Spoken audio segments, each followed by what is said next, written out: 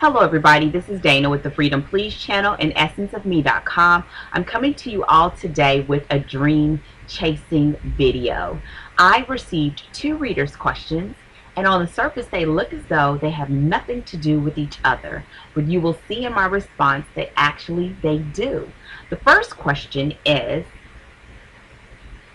if you had to give yourself to give advice, or well, if you had to give advice to your younger self, what would it be? That's the first one. And the second one has to do with tips or helpful things that I can share concerning snacking and going back to the refrigerator. Yes, those 2 things, advice to my younger self and my advice or some tips on snacking. And so in this video, I'm attaching it to the dream chasing videos for a very particular reason, which I'll share after the introduction. If you're interested in seeing what my responses are, I'm going to highly encourage you to stick around. If you're not planning to, I look forward to hopefully sharing another interaction with you in the future. But for all of you that are sticking around, and if you have something to either knit or crochet, don't forget to grab your tea or your coffee, and I will see you on the other side of the introduction.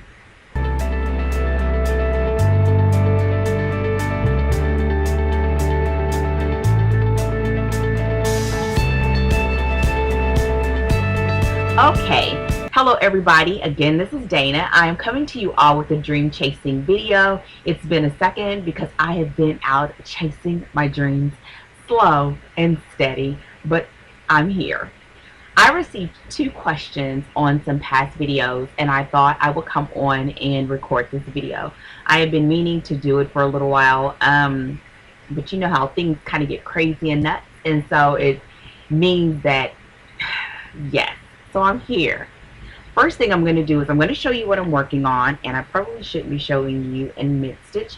I am knitting on, I'm making some samples for a class that I am giving, and so pretty basic, but yeah, that's what I'm working on, finishing this up, and so I'm gonna actually jump right in. Here we go.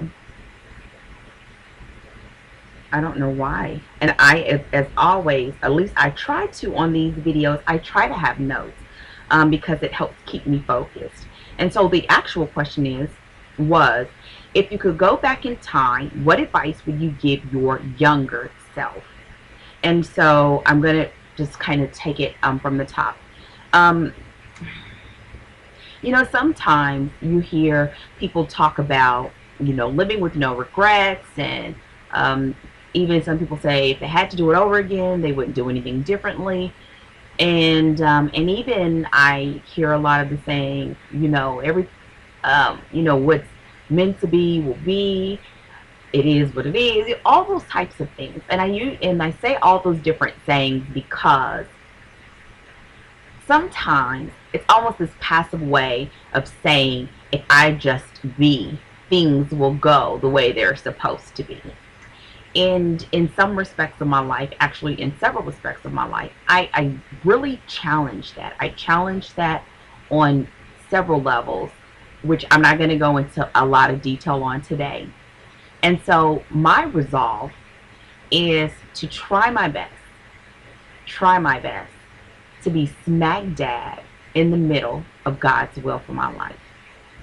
And I always try my best to be aware that there are people that follow my channel that are from various beliefs, but most importantly, I think what you all value when we have these conversations, even one-sided at the recording point, is that I'm honest. I mean, I'm truly honest. So I strive to be smack dab in the middle of God's will for my life. Do that always work out? No. Does it mean though that I just sit back and let life happen? I don't think that that's true. I don't think that that's true. And I think that when we sit back a little too much, like we're too chillaxed about things, that yes, you can find yourself just going through the motions. just going through the motions of everyday life. And when you look back, you wouldn't have experienced anything that would have caused you to be excited, or that you feel drawn upon to share with other people and to give back to, whether it's your children or to your family or to your generation.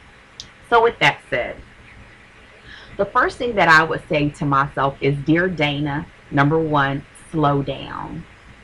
I have always been much like, sometimes I can catch myself when I'm talking.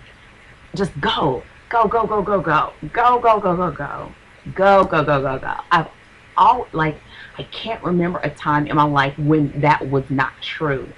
I've always been a person, and I don't want to say always because I'm trying to be more aware of it now, but I've always kind of been that person where I was physically planted where I was, but my brain was always in the next phase of my life, or in the next phase of where I want it to be.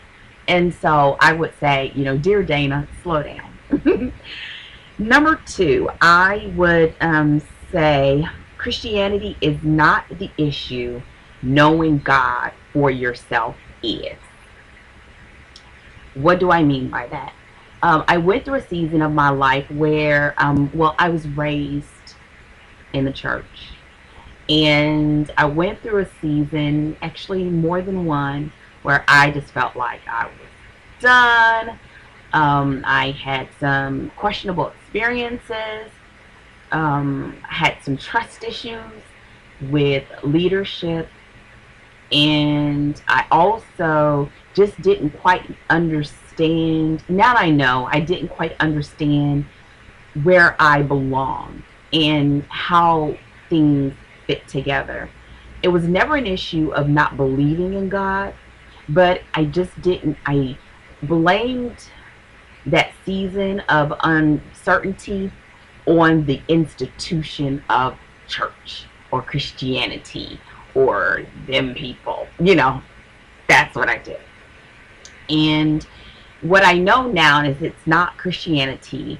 That's not the issue. The issue is knowing God for yourself. And what I mean by that, and why I would tell my younger self this, is because I would have saved myself so much time in my relationship with people around me, so much time of not being angry or bitter, but being distant. That's the way I would say it, being distant. I would have put more stock in knowing what it means to know God for myself, my relationship with Him, and growing in my reading for myself and studying for myself, instead of waiting on secondhand information from the institution of it. And I think had I known that more when I was younger, I would have enjoyed more of the relationships that were around me, or the people that were extending themselves to me in those situations. But because I was guarded, and I was I just kind of viewed people with a little bit of a squint. It made it difficult. It made it really difficult, and then it made that season in my life that much darker, and that much more isolated, and that much more alone. So that one is, I would say definitely that Christianity is not the issue. Knowing God for yourself is. The number three that I would say is, dear Dana, real failure is not trying, not the this is what happens when you do shorthand notes. Yes, this is the shorthand notes. Wait, let's see. Oh, what did I write here? Oh, real failure is not. Well, here it goes. Real failure is not trying, and not the inability to see success as you predetermine. I got to break that down, and I got to say it again. Real failure is not trying. Okay? And it is not the inability to see success the way that I predetermined. So what do I mean by that? The first part of that, dear Dana, is that we usually This can go on forever. You usually don't want to try things, or I wouldn't want to try things because I could not, in my mind, figure out how I would be successful at it. Or it would have been extremely difficult. Or I just didn't know if I had enough in me to accomplish whatever that task was, whatever that goal was, whatever that little inkling was. And so, in that sense, in my being fearful of failure, I was failing myself. And so now, an older Dana would say to a younger Dana that trying and not having the success that I see in my head is not failure. So let me give it to you in a practical sense. Let's say that, because the other part of this video was going to talk about snacking, and usually when we're talking about issues with snacking, we're talking about our health, we're talking about our body images, we're talking about those things. Let's say your goal is, you set out to, I want to lose 50 pounds. And you may think, there's no way I can lose 50 pounds or whatever. And you're going around and around in your head. And so instead of trying, you just choose not to try at all because you don't know how you can get over this obstacle of losing 50 pounds. Or even, let's get even more practical, because sometimes we can say, oh, that's probably a little too big. Sometimes we won't start our healthy life changes because we say, well, groceries are too expensive. I know that one. Produce is too expensive. You know that one too. And so instead of trying to find healthy alternatives, which would have been trying, we just don't start at all. We just say, never mind, until it may take a shake, or we just may get really fed up and then decide to do something about it. And so the reason why for me in some of those scenarios was that I was equating failure with, if I say I want to lose 50 pounds and I do not lose 50 pounds or 51 pounds, then I am failing. Would I have met the mark if I made 47? No. But would it have really been a failure to be sitting and would have lost, let's say, even 35 pounds and even though I was hoping to lose 50? No, that wouldn't have been a failure. That would have meant, hey, I need to do another round or another, whatever. And so that is one of the things that I would definitely say to myself, that real failure is not trying. It's not trying. And in that too, you miss the value of the journey. You miss the value of attempting to get there. And as you are trying to get there and you're moving to get there, you learn so much about yourself. You learn other things. In my journey, in my health journey, I have learned so much. For example, I love to eat, which is very funny because I'm going to talk about snacking in a little bit. I love to eat. I love to cook. I love to cook.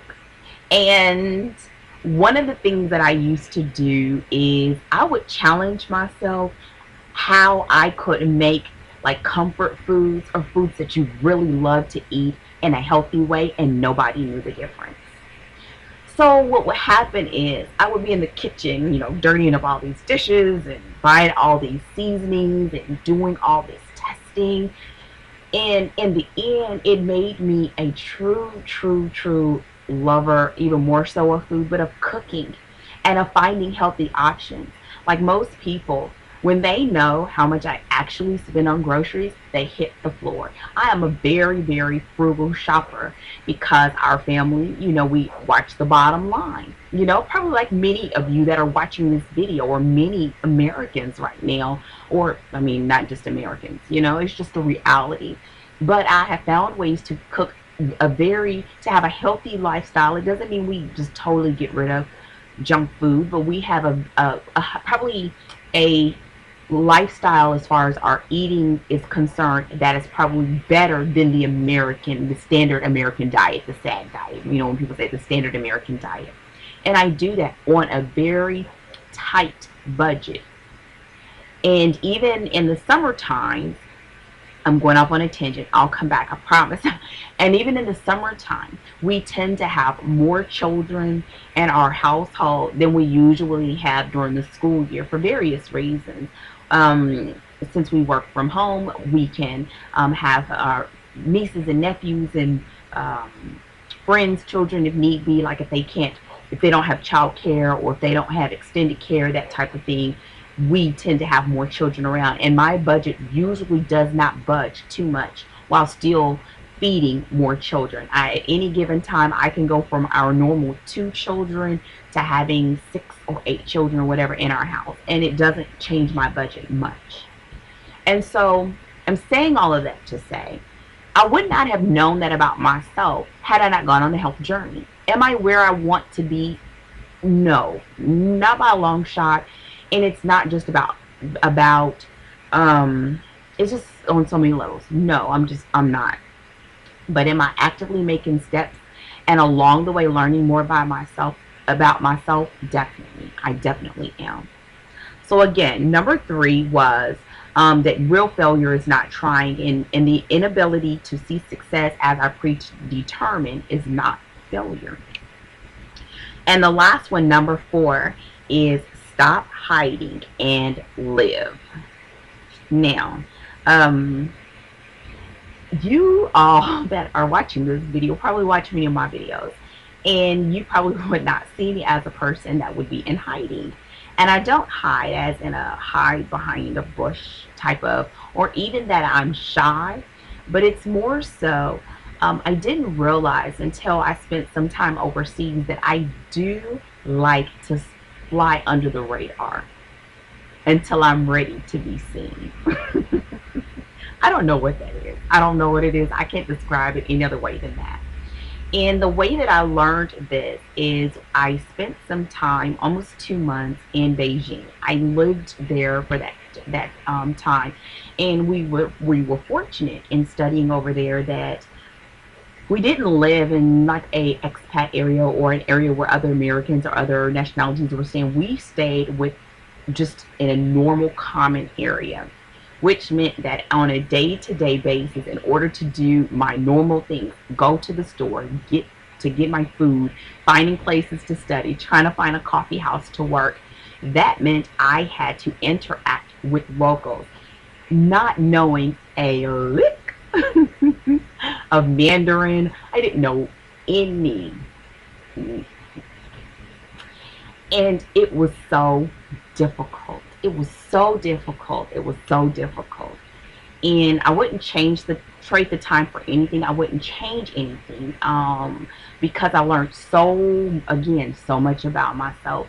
I realized that, well, let me give another scenario. So what that meant is we were in an area where mostly Chinese people, almost all Chinese people, except for the handful of people that maybe taught at the university, but for the most part, all Chinese people. A handful here and there would be mixed in that were not Chinese. So therefore, here I am, a black woman. I was a black woman, and I had my hair was fairly long, and I had locks in my hair. For most of the people, that was the first time they had ever encountered a person of my skin tone that was African American. And so there were many instances where, well, almost every instance, if I left where we stayed on campus or even on campus, people stared, they pointed. And to them, it wasn't meant to be in a rude way or even in a laughing way. It was just like if you were standing in a restaurant and Bigfoot walked in. And so it was so uncomfortable. It was so uncomfortable. And I will never forget. And well, it was uncomfortable for many reasons. One, because of the staring and the pointing. And I found that their normal sense of proximity to people is a lot closer than what I'm comfortable with, or even I think closer than what you would normally find in our culture. And so I did not realize how much as an American I took so many things for granted as far as our just normal day-to-day things that I never really thought about. That on top of, there was times when I just wanted to go out and not be stared at, not be pointed at, not, people would take pictures, like try to sneak and take pictures, and I'm thinking, if you look in your family photo album and you see this black woman, what will you tell those people? You don't know who I am. People, when we would go to attractions, it was worse. They would stop me and ask to take pictures with their family, and I'm thinking, you don't know me. Anyway, so there were times where I just wanted to be invisible. Just wanted to be invisible. I wanted no one to pay attention to the black girl walking down the street. Would rarely happen. I rarely got that break. But I say all this to say, in that same respect, sometimes in life, I can do that. And so I would tell myself, stop hiding. Stop hiding. Stop trying to follow under, the radar. Sometimes you hear things or things are going on and there's things that you can say or you can contribute, and I choose not to because I'm in that under the radar mode. And I tend to do that a tad bit more, actually now that I'm older, just because listening to people, engaging bodies, and I love listening to people, and so that tends to mean that I do more of that hiding. And I would say and live, and the living goes back to one. If you don't have those failures, which are not failures, how can you say you've lived? If you haven't tried things, if I wouldn't have went over there, I wouldn't have had that experience. I wouldn't have learned how do you get around and you don't know the language. How do you learn to interact with people that are of a different culture? And yes, we do it here in the United States or even in Texas. Houston is a melting pot of people. But I think it's something different when you're doing it and you're kind of on your own terrain and you're from the place and you're accustomed to things being acclimated to what you know versus when you're not. And so in all of that, number 4, again, I'm going to say all 4 of them again. Number 1 is slow down. Number 2 is Christianity is not the issue. Knowing God for yourself is. Number 3 is real failure is not trying. And number 4 is stop hiding and live. And so what does all this have to do with the tips that I was asked about snacking and eating?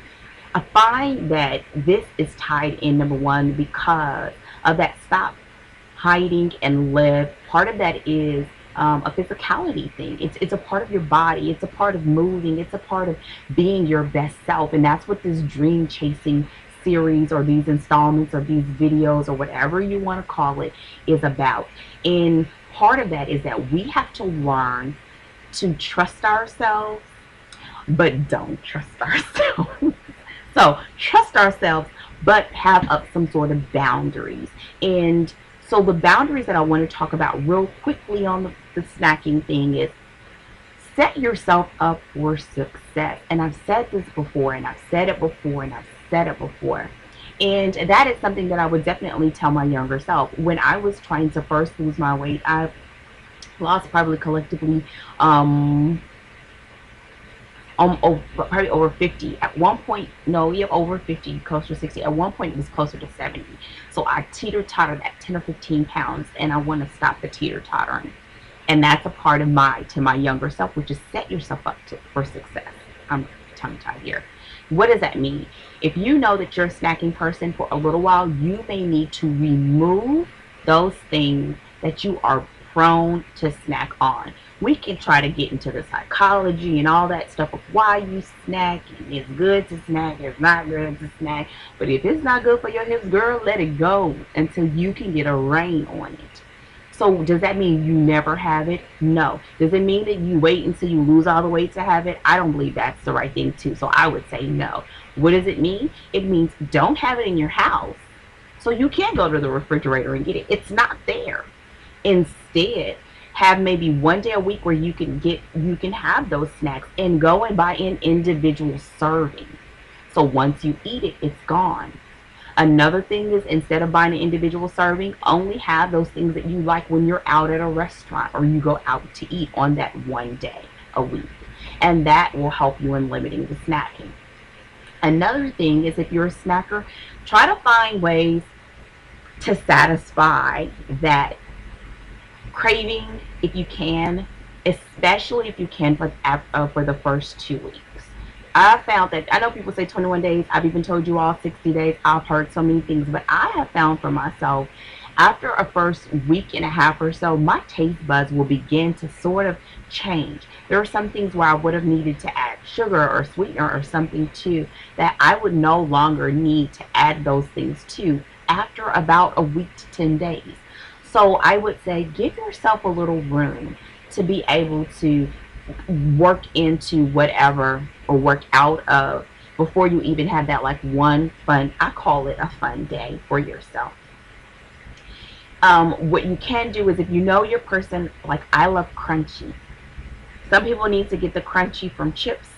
I can get the crunchy from celery. Does celery taste like chips? No, it don't. So I don't like when people tell me that, oh, it's just like having some chips. No, it's not. It is not a Lay's potato chip. It is not a Ruffles potato chip. It is celery.